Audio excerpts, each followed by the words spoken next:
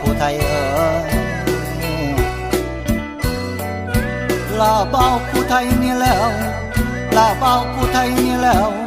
ว่าลาเสริญพี่น้องมาเที่ยวท่องเขาวงยุคสมัยปัจจุบันยังเจริญหลายแล้วมีร้านขายร้านค้า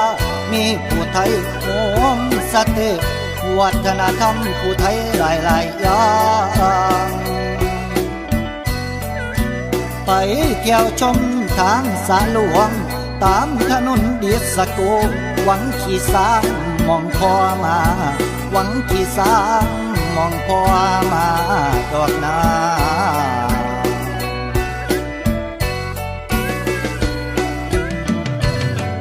การเกษตรเจษฎีไหมนั้นนานายหลวงท่านประทานเสริมอ่างวังคำลำพยังตอนโบนเป็นโครงการสืบสานทุกวันนี้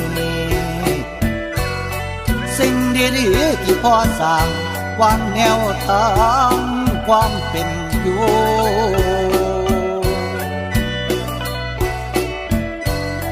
กินผู้ไทยเข้าวงเขาสู้มือบ่คือเกว่าเก่าหลัง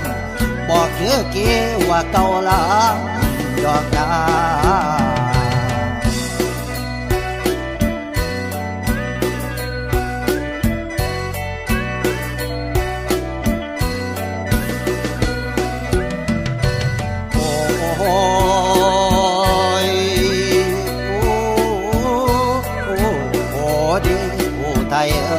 โอ้ดีพี่น้องผู้ไทยเอ้ย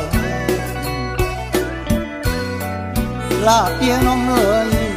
อุโมงค์ลำพะยังคุ้มปัดนั้นเป็นอุโมงค์ลอดภูเขามีหนึ่งเดียวในเมืองไทยจากห้วยไปแก่งนางเด้อด้วยพระบารมีพระองค์ท่านเข้าวงเอาได้สมซื่อ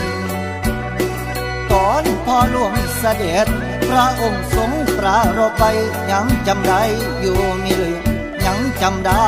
อยู่มิลืมดอกนา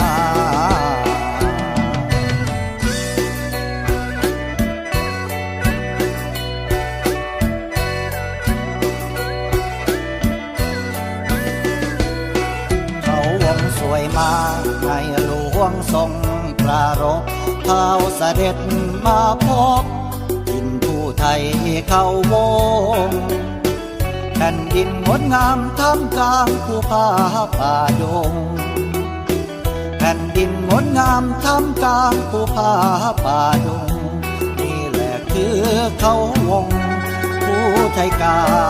ลสินนี่แหละคือเขาวงผู้ไทยกาล